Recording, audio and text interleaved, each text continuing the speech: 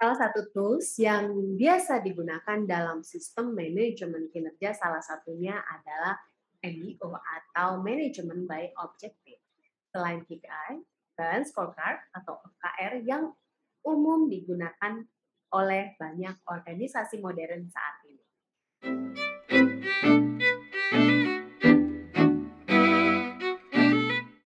Bertemu kembali di channel Dunia SDM bersama dengan saya Christine Manopo, teman perjalanan Anda dalam mengelola organisasi dan SDM di perusahaan Anda. Bila Anda sempat mengakses video saya sebelumnya mengenai sistem manajemen kinerja, saya sudah sempat menyinggung beberapa tools atau teknik yang dapat Anda gunakan untuk mengimplementasikan sistem manajemen kinerja yang terintegrasi di perusahaan Anda. Dan pada video kali ini, saya akan membahas mengenai MBO atau Management by Objective yang bisa menjadi pilihan Anda sebagai tools sistem manajemen kinerja di perusahaan Anda. Apakah yang dimaksud dengan MBO atau Management by Objective? MBO menggunakan tujuan utama perusahaan untuk menentukan tujuan karyawan. MBO memungkinkan setiap orang di perusahaan untuk melihat apa yang telah mereka capai berkaitan dengan tujuan utama dan prioritas perusahaan saat mereka melakukan tugas.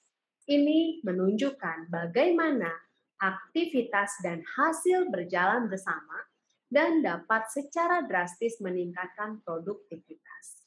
MBO adalah pendekatan manajemen yang berorientasi pada tujuan, di mana manajer menyelaraskan tujuan dan KPI karyawan dengan tujuan dan misi organisasi. Dengan mengidentifikasi, menetapkan, merekam, kemudian juga memantau tujuan yang jelas dan dapat dicapai dari waktu ke waktu. Ini membantu meningkatkan produktivitas dan kinerja secara keseluruhan dan mengarah pada penggunaan sumber daya yang lebih efisien.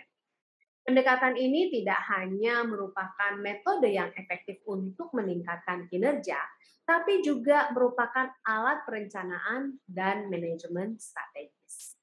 Ketika Anda menggunakan MBO dalam mengimplementasikan sistem manajemen kinerja, maka MBO sesungguhnya memberikan beberapa manfaat. Seperti pertama, menyelaraskan tujuan dan sasaran perusahaan dengan karyawan dan outputnya.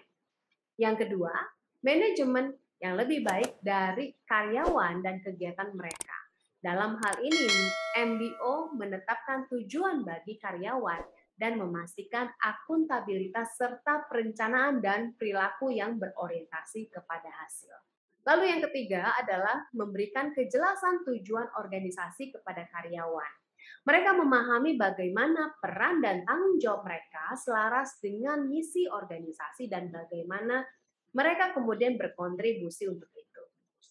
Lalu yang keempat, mendorong komitmen dan kerja tim karyawan karena transparansi dan pemahaman yang lebih besar tentang apa yang ingin dicapai oleh tujuan mereka. Kemudian kelima, meningkatkan motivasi dan komitmen dalam organisasi bersama dengan kepuasan kerja dan moral karyawan. Kemudian meningkatkan kemampuan untuk memahami area perbaikan, yang berarti pelatihan dalam hal ini dapat diselaraskan dan lebih efektif yang mengarah pada program pengembangan karyawan. Lalu, mengembangkan karyawan dengan cara yang Anda inginkan dan apa yang selaras dengan tujuan dan sasaran masa depan tim dan organisasi. Nah, ini mendorong manajer untuk merencanakan lebih banyak dan menetapkan tujuan yang realistis dan dapat dicapai. Manfaat lain adalah semua orang tahu apa yang diharapkan dari mereka, dan itu dapat mendorong kepemimpinan dan akuntabilitas pribadi. Dan terakhir adalah tinjauan kinerja akhir tahun berguna. Tetapi pendekatan NDO membuat tinjauan lain sepanjang tahun dan evaluasi kinerja jadi lebih mudah dilakukan. Ini bukan kesempatan setahun sekali, tapi terjadi secara kesinambungan. Di balik manfaatnya, MBO juga punya kelemahan, yaitu MBO seringkali mengabaikan etos dan kondisi kerja organisasi yang ada. MBO dalam hal ini lebih banyak penekanan terhadap pencapaian tujuan dan target. Dalam hal ini, manajer kemudian memberikan tekanan yang terus-menerus kepada karyawan untuk mencapai tujuan mereka. dan melupakan penggunaan MBO untuk keterlibatan, kesediaan, dan kontribusi terhadap pertumbuhan perusahaan. Nah, manajer kadangkala juga terlalu menekankan penetapan target dibandingkan dengan masalah operasional yang terjadi di perusahaan sebagai sumber hasil dari kesuksesan. Dengan kata lain, lebih menekankan pada hasil dibandingkan proses yang sudah dilakukan. Pendekatan MBO juga tidak menekankan pentingnya konteks di mana tujuan ditetapkan. Konteksnya mencakup segala hal, mulai dari ketersediaan dan sumber daya hingga dukungan relatif dari para pimpinan ataupun pemangku kepentingan. Oke, kemudian strategi MBO punya 3 bagian dasar. Pertama adalah tujuan. Karyawan dan manajer, mereka saling menetapkan dan menyetujui tujuan. Orang-orang ini berusaha untuk mencapai tujuan tersebut selama periode operasi normal berlangsung. Lalu yang kedua, tinjauan kinerja. Manajer secara teratur melakukan tinjauan untuk menentukan bagaimana karyawan menentukan tujuan mereka. Dan yang ketiga yaitu reward. Karyawan menerima reward berdasarkan seberapa dekat mereka mencapai tujuan mereka. Bila Anda berpikir untuk menggunakan MBO sebagai tools dalam mengimplementasikan sistem manajemen kinerja, maka berikut ini adalah langkah-langkah yang harus dilakukan ketika mengimplementasikan MBO di perusahaan Anda. Langkah pertama, tentukan tujuan organisasi. Menetapkan tujuan tidak hanya penting untuk kesuksesan perusahaan manapun, tetapi juga bagaimana mencapai satu atau berbagai tujuan. Ini perlu memasukkan beberapa manajer dalam menetapkan tujuan. Dan tujuan yang ditetapkan oleh para supervisor sifatnya sementara, berdasarkan interpretasi dan evaluasi tentang apa yang dapat dan harus dicapai perusahaan dalam waktu tertentu. Dan tentunya tujuan organisasi harus dibuat dengan jelas dan terukur agar tidak terdapat kebingungan di kemudian hari dalam proses pencapaiannya. Di sini Draken menggunakan akronim SMART, Specific, Measurable, Achievable, Relevant, and Timely, untuk membuat tujuan menjadi jelas dan terukur. Lalu yang kedua, tentukan tujuan karyawan. Setelah karyawan diberikan pengarahan tentang tujuan umum, rencana, dan strategi yang harus diikuti, maka manajer dapat mulai bekerja dengan bawahan mereka untuk menetapkan tujuan pribadi mereka.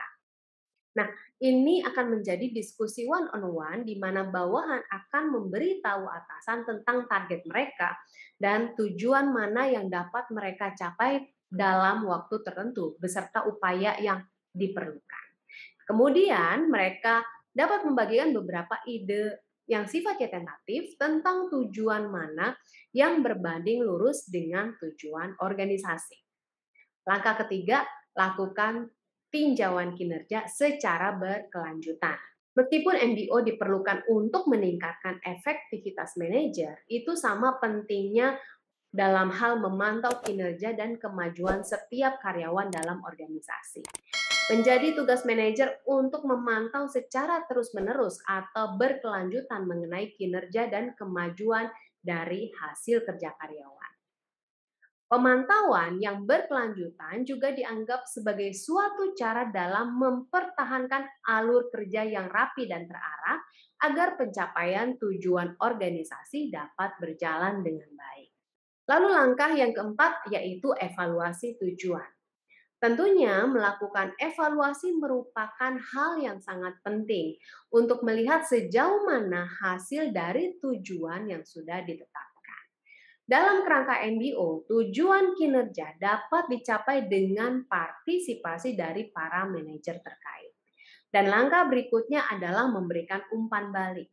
Setelah melakukan evaluasi, maka selanjutnya perlu diberikan umpan balik kepada karyawan.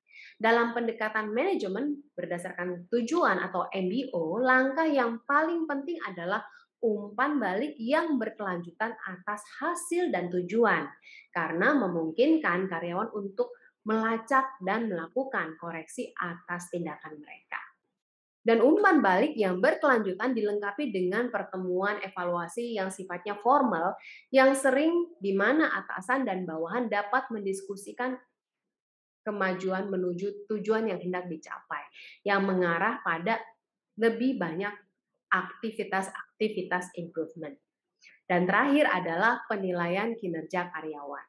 Penilaian kinerja karyawan adalah tinjauan rutin atas keberhasilan karyawan dalam organisasi. Nah, dalam kerangka MBO ini, tentunya penilaian kinerja juga berfungsi untuk melihat hal-hal apa saja yang harus dipertahankan ataupun yang perlu ditingkatkan dari masing-masing performa karyawan, yang semuanya merujuk kepada tujuan yang telah disepakati sebelumnya. Tentunya, sama seperti tools yang lainnya, penting bagi kita juga untuk memperhatikan kriteria faktor keberhasilan implementasi suatu metode atau tools. Terkait dengan MBO, manajemen puncak harus berkomitmen nih agar proses MBO berhasil dan selanjutnya tujuan juga harus sesuai untuk organisasi. Maka dalam hal ini, manajer dan bawahan bersama-sama harus mengembangkan dan menyepakati tujuan dari masing-masing individu. Lalu kemudian kinerja karyawan harus dievaluasi secara cermat terhadap tujuan yang ditetapkan. Dan manajemen harus menindaklanjuti evaluasi kinerja karyawan dengan memberikan penghargaan yang sesuai dengan karyawan. Agar MBO ini bekerja dengan baik, maka manajemen dalam hal ini harus hati-hati memilih tujuan yang tepat. Selain itu juga manajer dan karyawan nggak boleh salah melaporkan tingkat kinerja mereka, karena ini akan mendistorsi sistem dan membuatnya tidak dapat diandalkan. Dan berikut ini adalah gambaran atau contoh implementasi MBO di perusahaan.